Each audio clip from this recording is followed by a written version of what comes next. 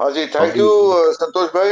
And good morning everybody. नमस्कार दोस्तों, मेरा नाम अतुल, मैं एक शराबी। संतोष भाई, मेरी आवाज आ रही है? जी सर, बिल्कुल क्लियर। Thank you. और thank you for the recap Santosh भाई। अभी तक हमने देखा कि बिल डब्ल्यू के इस जीवन के इस दौरान क्या क्या घटित हुआ है।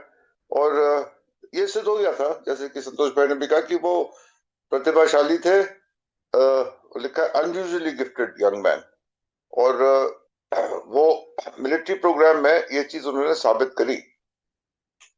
अब मैं पेज 52 के थर्ड पैराग्राफ से पढ़ने जा रहा हूँ। I had been made a corporal or a sergeant in the corps. यानी कि आर्मी की जो टुकड़ी थी जिसमें वो भर्ती हुए थे, उसमें उनको एक सूबेदार के लेवल का उनको एक ओहदा दिया गया था। Bill said, and then it was discovered, और फिर किसी चीज का पर्दाफाश हुआ। क्या डिस्कवर हुआ? किस चीज के ऊपर से पर्दा हटा? That I had talent for instructing people. कि लोगों को निर्देश देने में उनका एक हुनर था, एक उनका टैलेंट था, गिफ्टेड थे वो इस चीज में कि वो लोगों को निर्देश दे सके। क्यूरियसली इनफ, दो ऑकवर्ड माई सेल्फ, यानी कि खुद तो अटपटे थे, I had talent for drilling people. Drilling का यहाँ पे मतलब हुआ कि लोगों से काम निकलवाना, लोगों से पूछताछ करना, लोगों को अपने साथ लेके चलना, उसमें उनका एक हुनर था। आई हैड अ वॉइस, एक आवाज थी, बुलंद आवाज थी। I had a manner that would compel willing obedience, यानी कि एक ऐसी आवाज थी जिससे वो लोगों को मजबूर कर देते थे कि वो अपनी इच्छा अनुसार उनकी आज्ञा का पालन करें।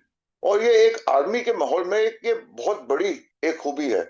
और इससे लोगों को अपनी तरफ करके, उनको प्रोत्साहित करके जंग जो है लड़नी आसान हो जाती है। And so much so that the attention of the commandant was drawn to it. और उस टुकड़ी का जो नेतृत्व कर रहा था कमांडेंट, जो उसका हेड होता है, प्रमुख होता है, उसका ध्यान इस चीज की तरफ आकर्षित हुआ कि बिल में ये सब हुनर है। दिस टैलेंट फॉर लीडरशिप, और ये नेतृत्व करने का जो एक हुनर बिल डब्ल्यू में था, वुड सर्व हिम वेल और active duty in the army. Army में सर्विस के दौरान ये जो हुनर थे वो बहुत उनके काम आए। और उनकी वजह से उनको आर्मी के, जो फौज में थे, विश्व युद्ध लड़ने गए थे, तो उसके हर एक दौर में ये जो हुनर थे उनके काम आए और उनको सफलता प्राप्त हुई। एंड ही एज्यूम्ड, ये देखो बिल डब्ल्यू की ही एज्यूम्ड, यानी कि यहाँ पे एक ईगो, एक अहंकार, जो एक शराबी में इनबिल्ट मैं कहूंगा होता है, उसकी वजह से it would serve him equally well when upon leaving military service. और अब हम बिल स्टोरी बिग बुक की पंक्तियां यहां ले गई हैं। He would find himself at the head of vast enterprises which he would manage with utmost assurance। ये बिल स्टोरी बिग बुक की पंक्ति है। और इसमें कौन से वास्ट एंटरप्राइजेस की बात कर रहा है? ये यहाँ पे इंडस्ट्रियल एंटरप्राइजेस की बात कर रहा है, बिजनेस की बात कर रहा है, व्यापार की बात कर रहा है, उद्योग की बात कर रहा है, कि ऐसे एंटरप्राइजेस को वो बहुत ही क्षमता के साथ वो उनका उनको मैनेज कर सकता है, अटमोस्ट अश्योरेंस। और वो इस बात के लिए बिल्कुल आश्वासित था, कॉन्फिडेंट था। उसको पूरा ये अपने ऊपर उसको इस बात का हर एक तरीके से उसको ये अपने ऊपर ये कॉन्फिडेंस था कि वो पूर्ण रूप से इन एंटरप्राइजेस को अच्छी तरह से मैनेज कर सकता है। और ये देखो, ये बिल डब्ल्यू की स्टोरी जो बिग बुक में है, उस पंक्ति में से ली गई है, जिसमें बिल डब्ल्यू का अपने बारे में क्या ख्याल था। हाँ? कि उसके अंदर एक ईगो का था, एक अहंकार था, एक अपने आप को सिद्ध करने की एक जो एक एक भावना थी जो अंदर चल रही थी, उस चीज को यहाँ पे दर्शाया गया है। Bill had mixed feelings about military service. जहां तक फौज में सर्विस करने का सवाल था, फौज में कार्य करने का सवाल था, तो मिली जुली भावनाएं थी बिल डब्ल्यू के इसके बारे में। एक तरफ तो it was an honour, glory and duty, ये एक गर्व की बात थी।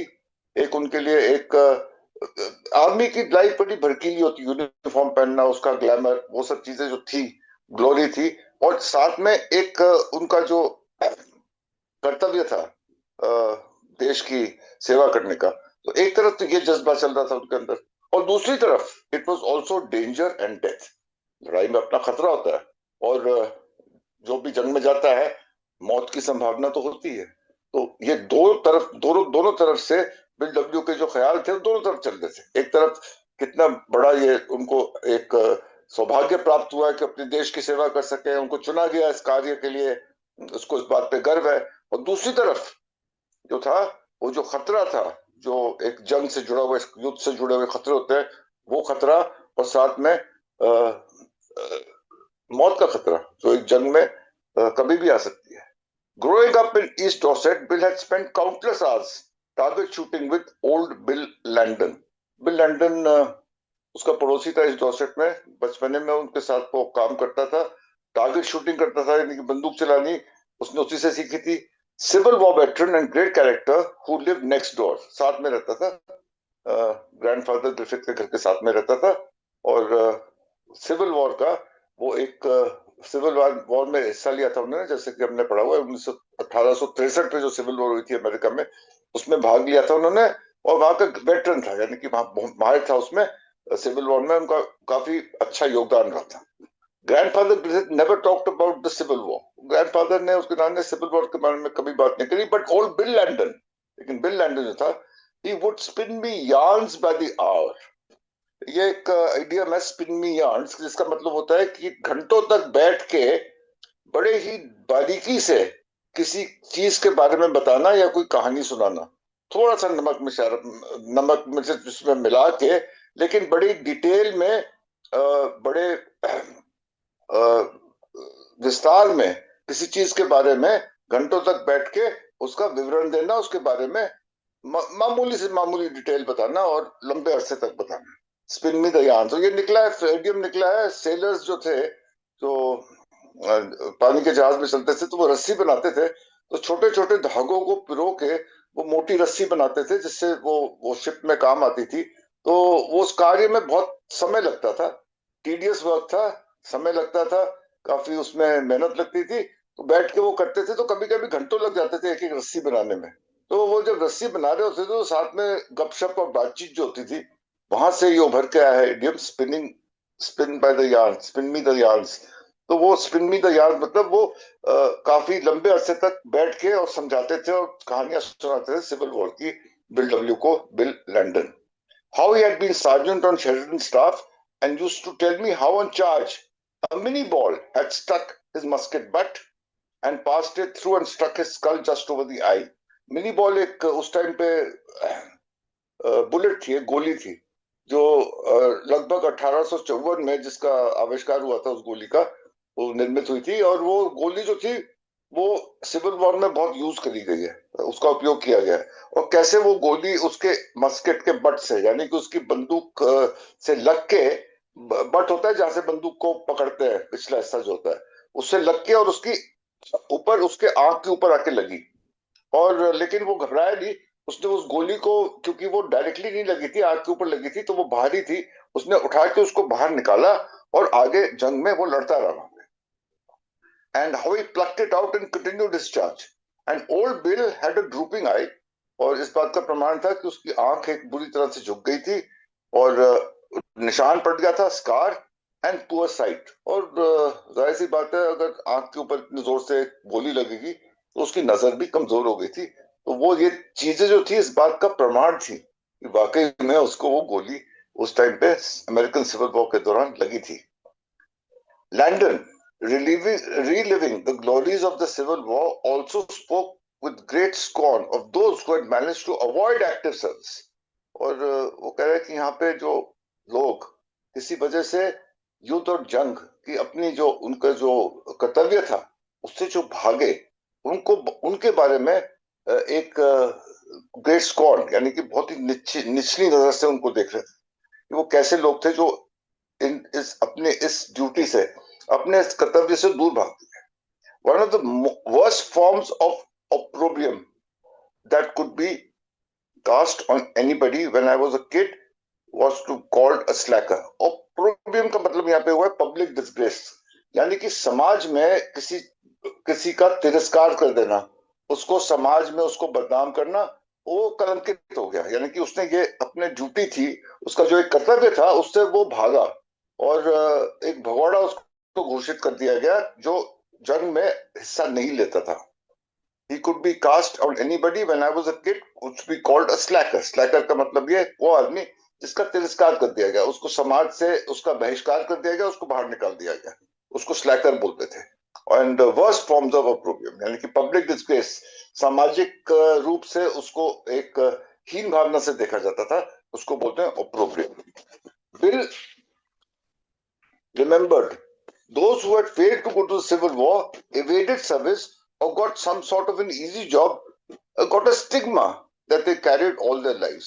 जो ऐसे लोग थे जो इस अपने इस कर्तव्य से दूर भागे, अवॉइड किया उन्होंने फौज में जाना, तो उनको वो हमेशा के लिए कलंकित हो गए इस बात को। उनको उनके माथे पे एक धब्बा लग गया, एक दाग लग गया कि ये लोग जो थे ये अपने कर्तव्य से भागे, इन्होंने अपना कर्तव्य का पालन नहीं किया और पूरी जिंदगी ये कलंक उनके साथ रहा। Old Landon had told Bill about a wealthy and respected East Dorset citizen, और एक उदाहरण देते हुए ईस्ट डॉर्सेट के एक मतलब वो था वेल्दी यानी कि रईस था वो, लेकिन उसके बावजूद वो इस कलंक को लेके जीता रहा। All during the civil war he was ill, वो बीमार रहा and he used to toddle down to the village with a long shawl over his shoulders, shawl लेके वो विलेज में गांव में अपने घूमता रहता था, very much stooped, झुका हुआ सा, with a bottle of smelling salts, दवाइयां लेके अपनी, and all during that period no one would speak to him, यानी कि समाज ने उसका एक तरीके से बहिष्कार कर दिया था, क्योंकि वो अपनी जो उसकी जिम्मेदारी थी, जो उसका एक कर्तव्य था, उससे वो दूर भाग रहा था।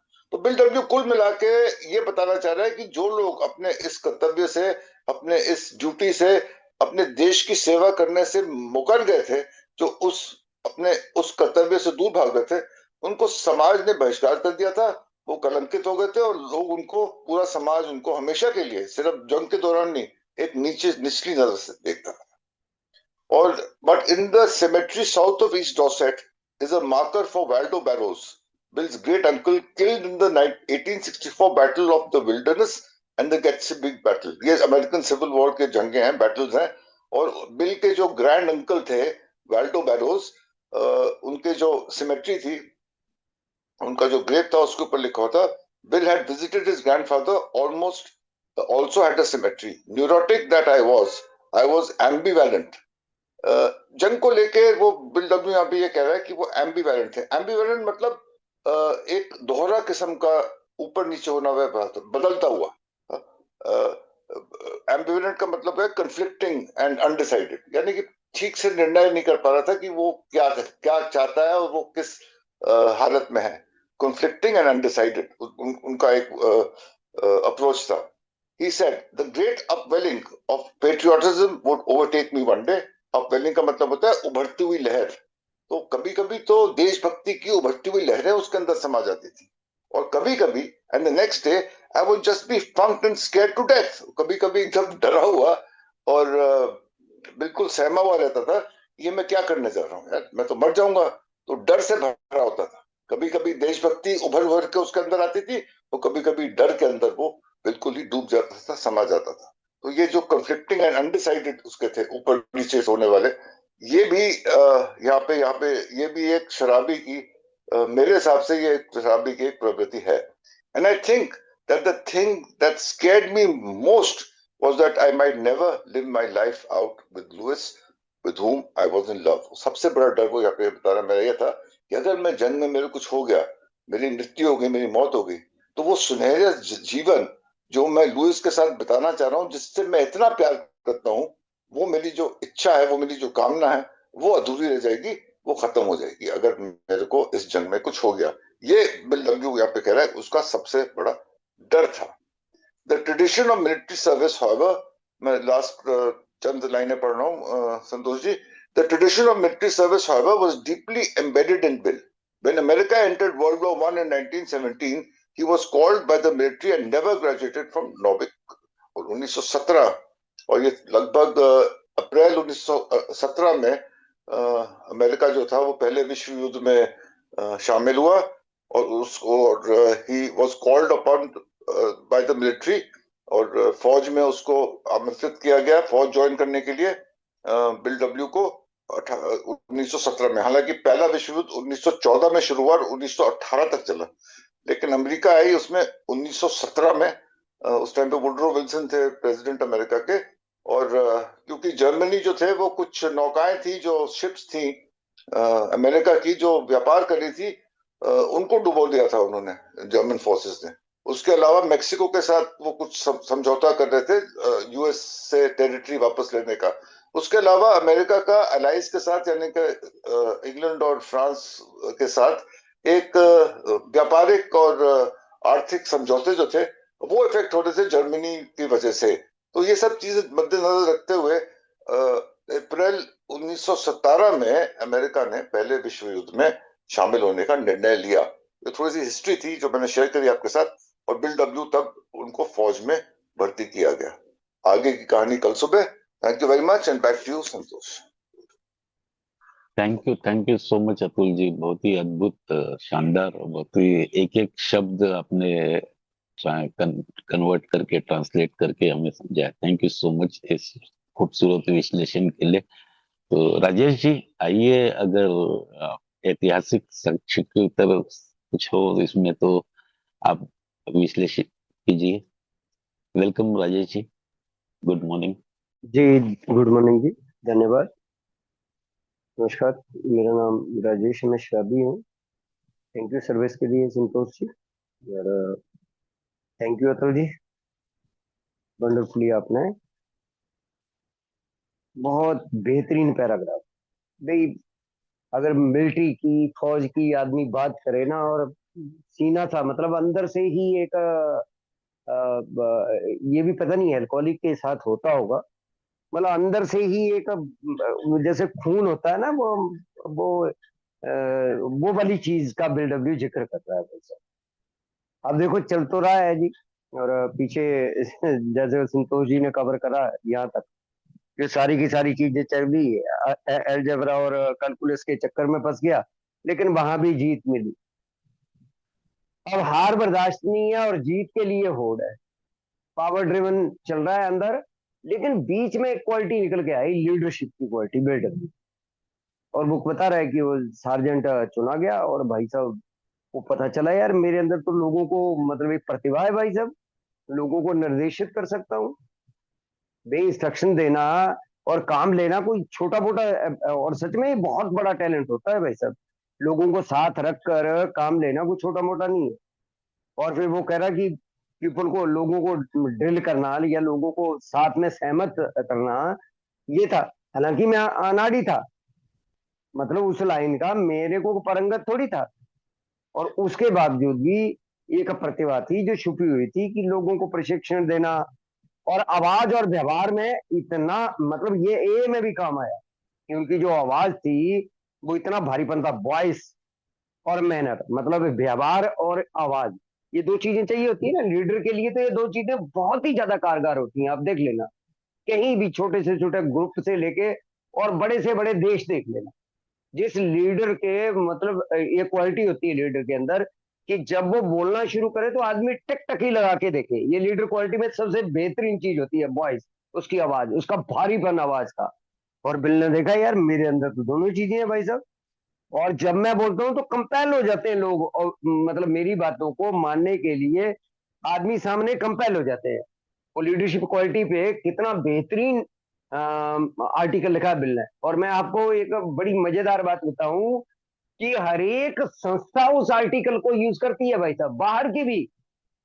एक ही बात नहीं हो रही है ये हमारे लिए, तो खैर हमारा हमारा तो एसेट है वो।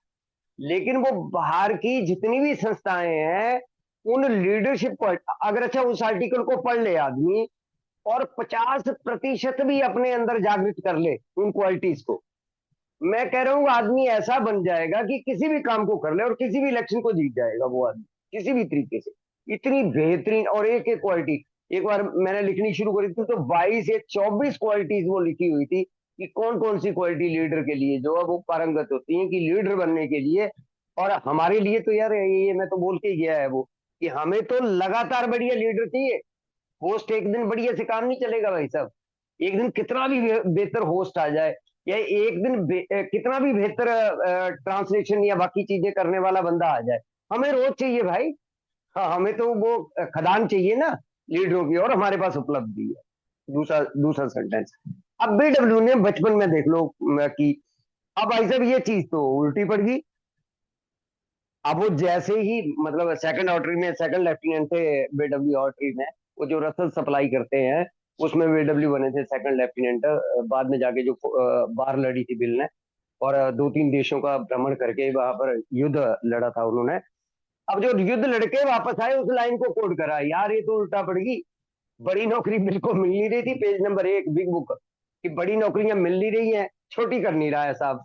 भाई यार एक आदमी का रुतबा है ना।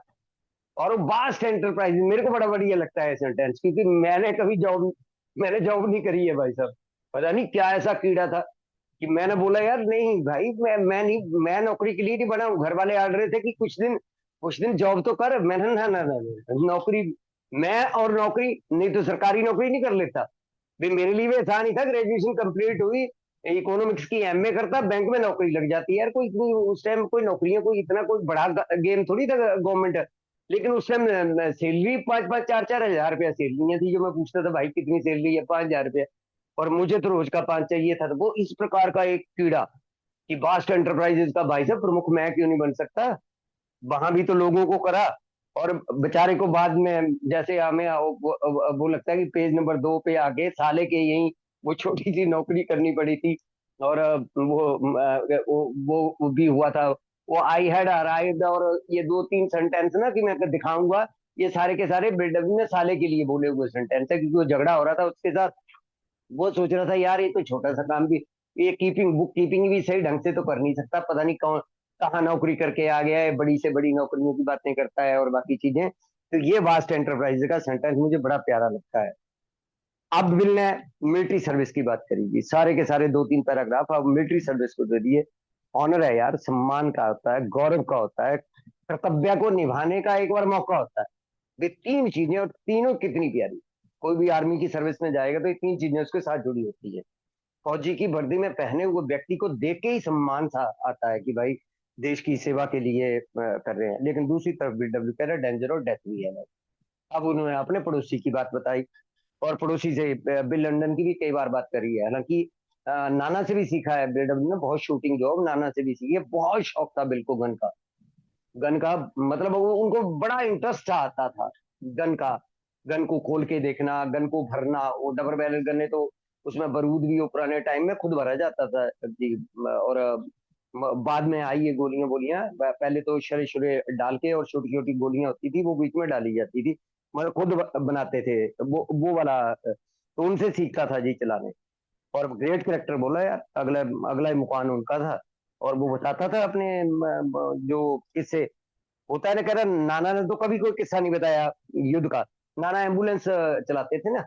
नाना ने ज्यादातर सर्विस जो करी है युद्ध में, वो दूसरे टाइप की सर्विस करी है, लेकिन वो ज्यादा इंपॉर्टेंट सर्विस है। अब वो फौजी की बात कर रहा है कि वो फौजी बता रहा था कि भाई साहब वो चले गए, और किस प्रकार से मैं सार्जेंट था वो स्टाफ में, और आमने सामने गोलाबारी हो रही थी। वो हमला सा हुआ, और एक गोली पहले वो गन की बट पे लगी, और फिर वो ये जो पलक होती है, पलक के ऊपर जाके खोपड़ी के एक हिस्से में बैठ गई, लेकिन वो हाथ से निकाल ली, और फिर हमला वाह। जारी रखा। बहुत बड़ी बहादुरी की बात है। मतलब एक गोली उसकी दुश्मन सेना तो नहीं थी आपस में, साउथ और ये यहाँ भी नॉर्थ और साउथ का ही किस्सा था आपस में। वो डाले थे अभी सुमेश जी ने कि किससे वहां पर उभर के आए थे, तो नॉर्थ एरिया और साउथ एरिया के लोग जो है वो आपस में भिड़े हुए थे, उस तरीके से था वो, सिविल वार था, मतलब गृह युद्ध था। तो उस प्रकार से तो ये देखो कितनी बहादुरी वाली बात है। और वो कह रहा प्रूफ है भाई। ये एक तो होते हैं ना झूठे किस्से हमारे, जैसे मैं हिमाचल का हूँ, तो मेरे गांव में कम से कम 20 फौजी तो होंगे। तो एक फौजी की टांग मतलब चली गई है, उसमें चली गई है। राष्ट्रपति से सम्मान मिला था, जो हमारे इंडिया का सबसे बड़ा सम्मान है, वो राष्ट्रपति के द्वारा मिला था। ये 20 साल पहले की बात है। और ये मतलब वो उनका तो बेचारों का 20-25 लोग थे, और इसमें ये जो सारे की सारी स्टेट है झारखंड वाली, ये सारी की सारी था ना कि यहाँ पर तो बहुत बुरी हालत थी। तो उसमें गया था बेचारे का वो टांग पूरी की पूरी, और इतनी गोलियां बरसी उसकी टांग पे, क्योंकि पत्थर की ओट में रह गई है। वो सुनाता था किससे यार, टांग इस साइड में रह गई और टांग का हिस्सा उड़ता हुआ देख रहा हूँ। वो एक मतलब इतनी गोलियां मारी गया टांग के घुटने के नीचे उन्होंने, कि वो हिस्सा साथ में से उड़ गया। कह रहा वो फटाफट मैंने उपाड़ा और वहां लगाया। अच्छा लगता है ये चीजें सुनने। अब प्रूफ क्या है कि उसकी टांग नहीं है। अब वो भी बिल भी उसकी प्रूफ क्या बता रहा है कि भाई साहब वो पलक होती जाती है ना, वो नीचे को आदमी की पलक बार बार गिरती रहती है, इस प्रकार से पलकिंग वो ड्रॉप लग पड़ी होने, बेचारे की नजर कमजोर हो गई है और निशान पड़ा है जहां गोली घुसी थी, बस कह रहा है उससे। तो भैया वो प्रूफ भी है, ऐसा नहीं है वो बातें नहीं कर रहा है। कई ऐसे भी है हमारे गांव में जो बातें करते हैं, जी हमने वहां लड़ा वहां लड़ा वहां लड़ा, लेकिन उसकी उनके ना तो स्केयर होता है कोई, ना निशान है, ना कोई चीज है, ना वो है। लेकिन एक व्यक्ति ऐसा भी है जिसने मतलब इस प्रकार की बहादुरी के किस्से होते हैं उनके, तो ये चीजें मैंने भी देखी हुई है। लेकिन दूसरी तरफ आते हैं अब, जब फौज ने बुलाया, मान लो फौज ने, जैसे अभी ईरान के लोग आ गए थे भाई साहब, कितनी कितनी लाख आर्मी जो है वो ईरान के सिविलियन की तैयार होगी, जो लेडीज देख रहे हैं, बाकी लोग देख रहे हैं, ये वो चीज, उन चीजों की बात हो रही है। तो जैसे ही बुलावा आया, जो लोग वहां पर मतलब बचते हैं बहाना मार के, अब वो एक भाई का करा ना उन्होंने जिक्र की, वो कंबल ओढ़ के दवाइयां लेके घूम रहा है, यार मैं तो बीमार हूं, मैं तो वैद्य, हालांकि पैसे वाला आदमी है, लेकिन वो तो इस प्रकार के लोग जो है वो समाज में तिरस्कृत। और बिल कह रहा बचपन से ही एक बैठ गया था कि इस प्रकार का दाग और धब्बा नहीं लगाना है भाई साहब, स्टिग्मा लग जाता है पूरी उम्र। उनकी पीढ़ियों को ही बोलते रहते हैं, अबे तुम्हारे तो घर के भगौड़े हैं लोग, तुम्हारे तो दादा के बारे में लोग बताते हैं कि युद्ध लगा था तो वो तो फौज के समान छोड़ के भाग आया था। इस प्रकार की चीजें बहुत होती हैं। और सच में यार ये बहुत बड़ा, बच्चों के लिए बहुत बड़ा स्टिग्मा होता है। मान लो मेरे दादा के बारे में लोग बोलना शुरू करें, तो हमारे घर का वो हाल हो जाएगा कि बच्चों को पढ़ना मुश्किल हो जाता है। बड़े लोग तो कोप अप कर लेते हैं कि भाई दादा ने करा था, मेरा क्या कसूर है, लेकिन बच्चे नहीं कर पाते। अबे इसका तो दादा भी भाग आया था वहां से, उस चीज की बात कर रहा है।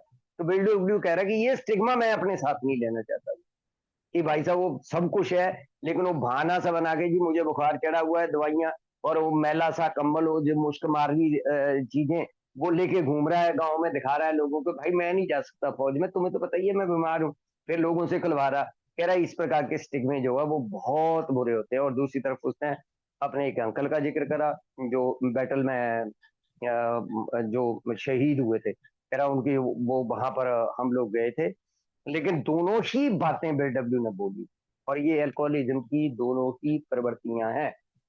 अब यहाँ पर आकर ये आइडेंटिफिकेशन जो लास्ट में बिल लिख के चला गया ना, कि एक दिन लगरा, सम्मान, बहादुरी और ये गौरव और स्टार नजर आ रहे हैं कि मैं ये बन गया वो बन गया, सपना ही तो है ना इमेजिन। और अगले दिन लग रहा है यार मर गए, तो लुइस का क्या होगा या बाकी चीजें क्या होगी, प्रेमिका का क्या होगा, घर वालों का क्या होगा दूसरे दिन। मतलब एक तरफ डर भारी और दूसरी तरफ, और यहाँ पर आकर ना दोनों में से, खैर बिल ने तो चुनावी युद्ध में जाने का करा था, अब उस टाइम पीता नहीं था, हालांकि शराब नहीं है बिल के हाथ में अभी तक, बिल ने शराब को हाथ नहीं लगाया है यहाँ तक भी। तो यहाँ तक भी, लेकिन टेट जो है ना, वो कह रहा है एक दिन तो उस प्रकार से अंदर से आ रहा कि भाई कुछ भी कर दूं देश के लिए, मर मिटू, और दूसरे दिन आ रहा है यार छोड़ दे, और स्केयर टू डेथ, वो जो अंदर से घबराहट होती है, बाकी चीजें होती हैं कि उस वो ना रह जाए कि वो लुइस का प्यारा अधूरा कहानियां रह जाए। तो उस प्रकार से लास्ट में, और ये कल जिक्र करेंगे जी किस प्रकार से जो है वो यूएस ने एंट्री करी और बीडब्ल्यू की भर्ती की जिक्र जो है वो कल करें। धन्यवाद।